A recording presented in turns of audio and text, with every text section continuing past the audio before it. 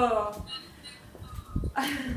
welcome, Tab High School World Language classes and Miss Goodnight's 5th grade class at Millbridge Elementary School. We are here at Colonial Williamsburg in the Governor's Palace kitchen.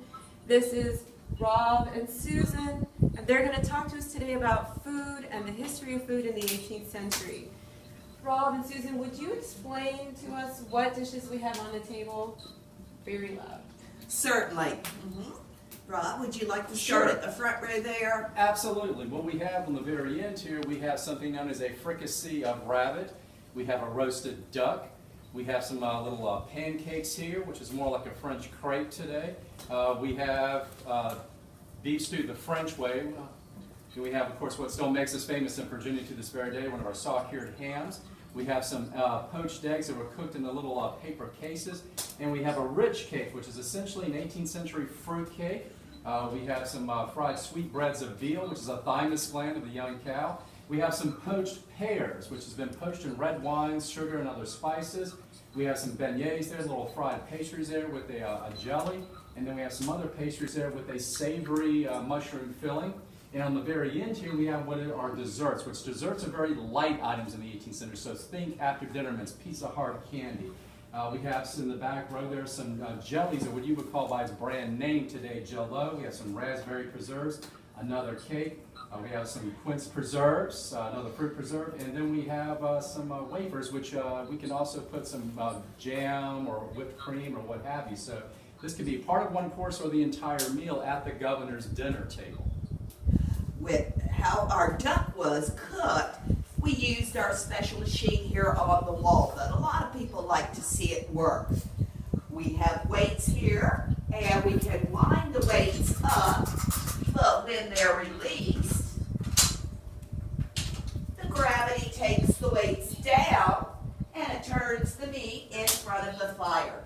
So this is called a clock jack or spit jack. You might call it a rotisserie today. But we're glad that we can answer some questions that you might have about our food or what we do here.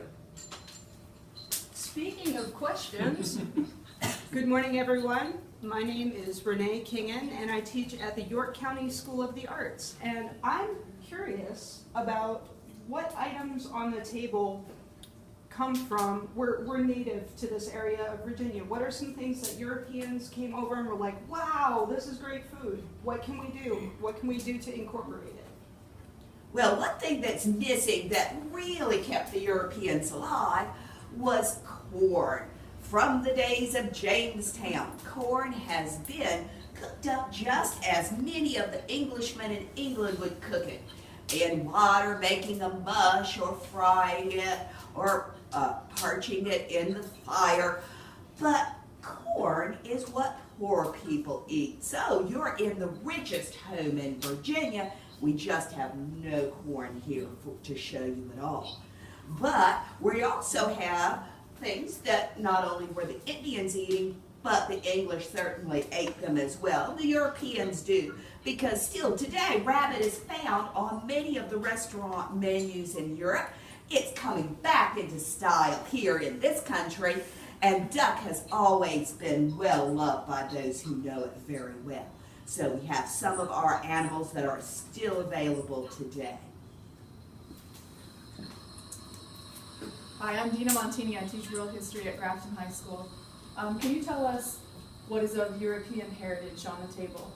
I would have to say pretty much most of it. The beef, certainly, the pork, the Virginia ham, of course, you know, the pears. What else would you say, Susan? The cauliflower. We have the raspberries and the quinces. Yeah. Rob, I'm Miss Harlows from Tab High School. Can you talk to us a little bit about chocolate? Oh, absolutely. Chocolate, as one of my late colleagues used to say, Jim Gagg, who started our chocolate program, he says apple pie, no, chocolate is more American than apple pie. Because really, apple pie is British with an American spin with the cinnamon added to an American apple pie. Chocolate is truly from the Americas. The first contact with chocolate is really by the Spanish. So after 1492, The Spanish keep chocolate secret for about 100 years, but by the time of the American Revolution, here in North America, we are making chocolate ourselves, machine-made chocolate. Chocolate that's being made and manufactured mostly in the Northeast, places like Boston, New York, Philadelphia, Rhode Island. So the coca beans, which is the main component to have chocolate, which is essentially the seeds, this is coming out of Venezuela in particular, and it's being then transported to the Dutch island of Curacao, which is 30 miles off the coast of Venezuela. And these coca beans are then brought through the Caribbean. Sugar is picked up in some place like Jamaica, because sugar has been transplanted to the Americas. And then these coca beans are taken up the East Coast to manufacture. And here's an example of a coca pod. This is a fake one, because the real ones, they go, rotten on you very quickly. So this is the coca pod here that's growing on the trees. That's incredible. The next time I pick up a Hershey's Kiss, I'll definitely think about that. Hold on, we're having a little bit of audio problems right now, so I'm gonna disconnect and